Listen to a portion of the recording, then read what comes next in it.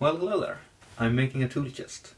If you haven't seen me make the carcass yet, you might want to check that out first. If you're all caught up, let's make some drawers. So the sides and backs of the drawers will be made from birch. These were cut from the same bed base slats that I cut the drawer runners from. And this chunk of beech will become the fronts. They will all be cut consecutively from the same board so the grain will flow across all the drawer fronts.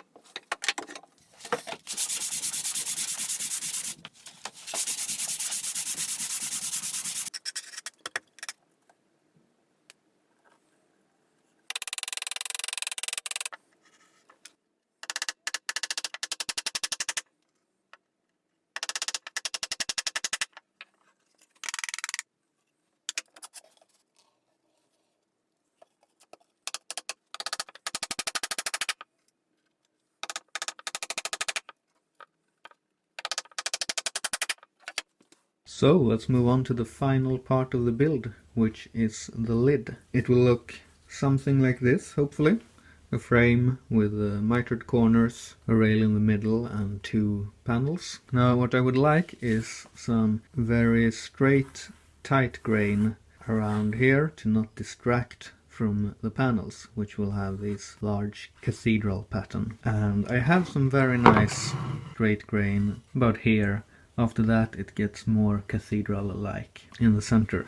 And if we look at the end grain, you can see the growth rings hit the surface at about 45 degrees out here, which gets more and more shallow until they are basically parallel to the surface here, and that's what gives the cathedral pattern, which is these sort of curves. So to get the grain as close as possible to quarter sawn, which is really what I would like, I'm going to use this trick I saw on Mike Pekovich's Instagram. This little block is the dimension of the rails. They will be 45 millimeters wide by 20 millimeters thick. And since this piece is a bit thicker than that, I don't have to cut my parts parallel to the surface. I can rotate them a little bit. Now, ideally, I would like to cut it out something like that. That would put the growth rings 90 degrees to the surface, which would be the best in this situation. I don't have that much material, but I can do something like that.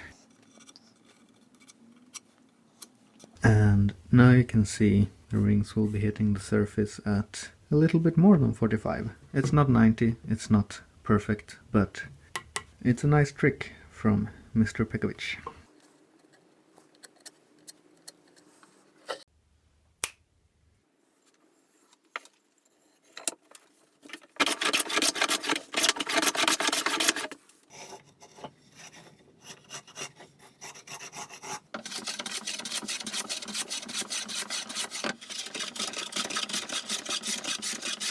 I think I can get this center rail out of this piece as well.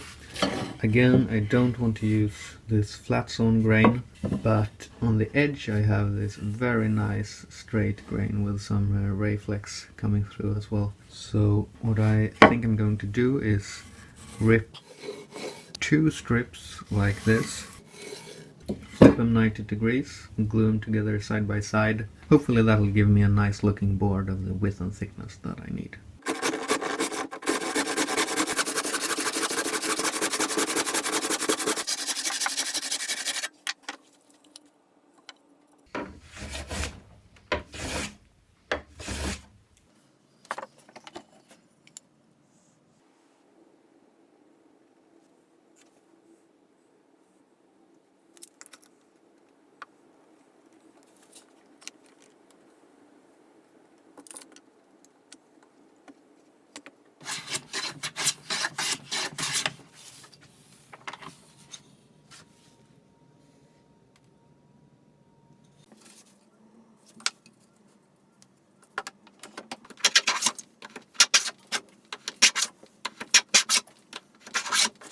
Alright, I got my grooves made.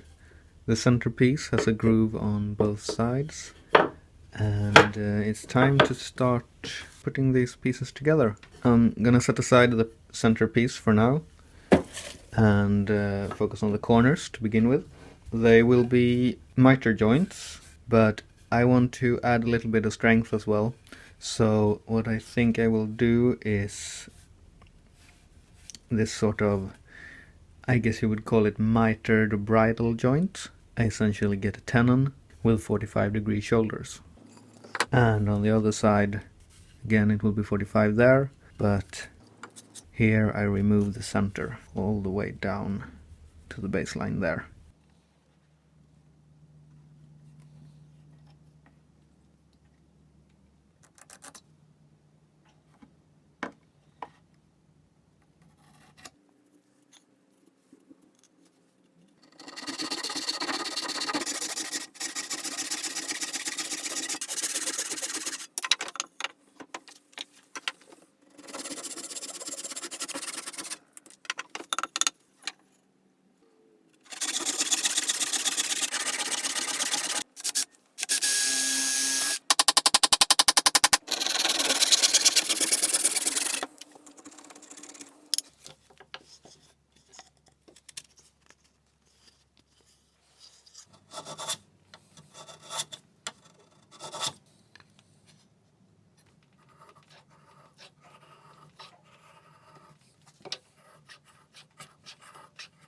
Okay, the corners have come together. This is not glued yet, it's just a dry fit.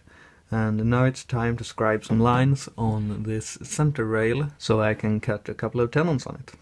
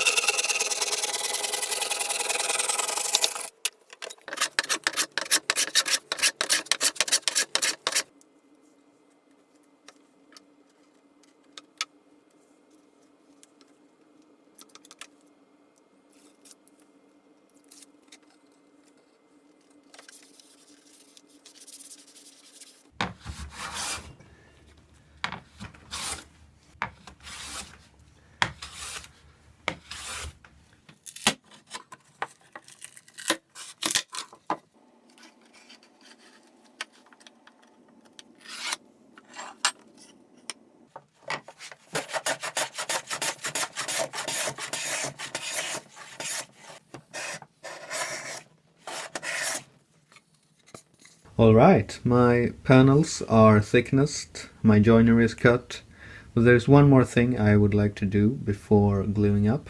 These are solid wood panels and they will be free floating in the grooves, so they can expand and contract with the humidity changes. And what that means is the edges of these that are hidden inside the grooves might become exposed when this panel shrinks. So if I were to glue this up and then put on finish, as the panel contracts, a little bit of unfinished wood will become visible. So it's time to talk about finishing.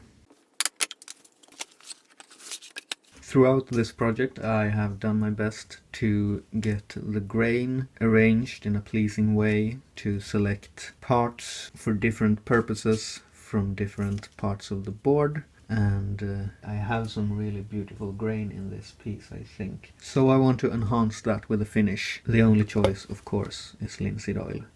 However, one of the things I like about beech is this sort of salmon pink tone it has. It's quite unique, and what happens when you put linseed oil on it is the yellow in the oil just overpowers that completely and turns it yellow. So I've been thinking about applying a stain. This is a water-based stain. It's called cherry, by which I thought they meant cherry the wood, but no, they mean cherry the fruit. This is extremely bright red. I really just want to boost the natural pink in this wood as a sort of counterweight to the yellow in the oil. I made some test pieces. This is right out of the bottle. Not quite what I'm looking for. Here it is very heavily diluted. Not sure how well the camera picks it up, but it gets sort of grainy looking. The pigment sort of gathers in these spots and it doesn't look very good, so I can't dilute it too much. Something like these is what I will aim for.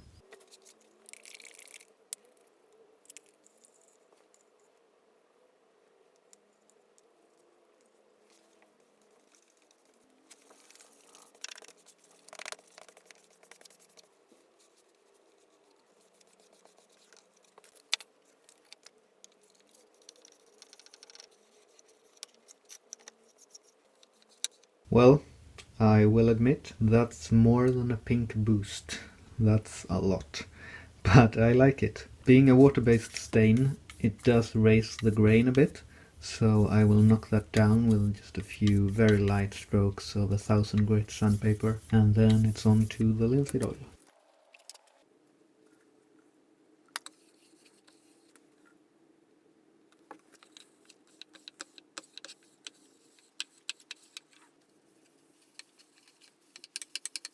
And finally, let's get these parts glued up.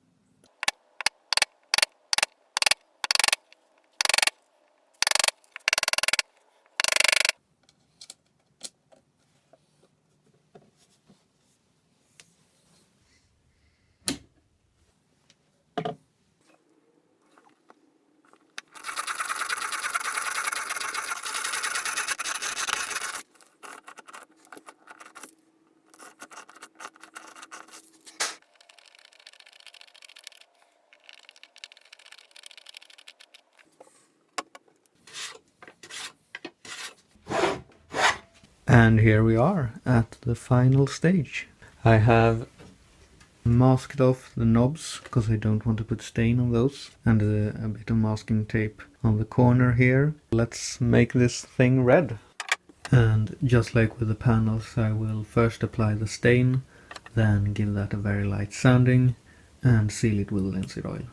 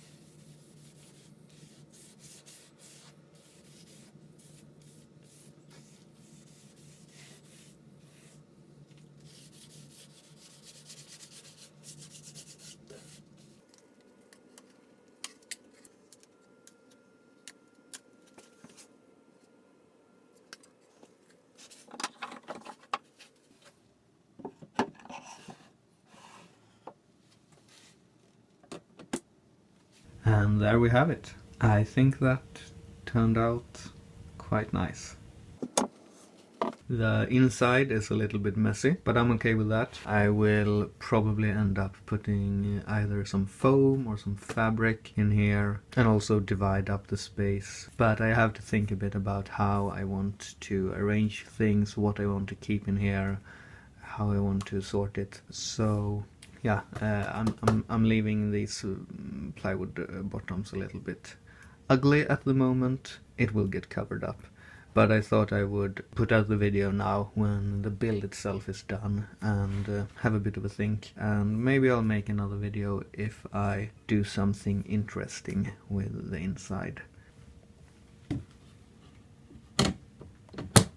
That is so satisfying. All the drawers work very well. They have just a little bit of resistance to opening and closing. That's how I wanted it. Yeah, here you can see again, this one is an absolute mess, but it will get covered.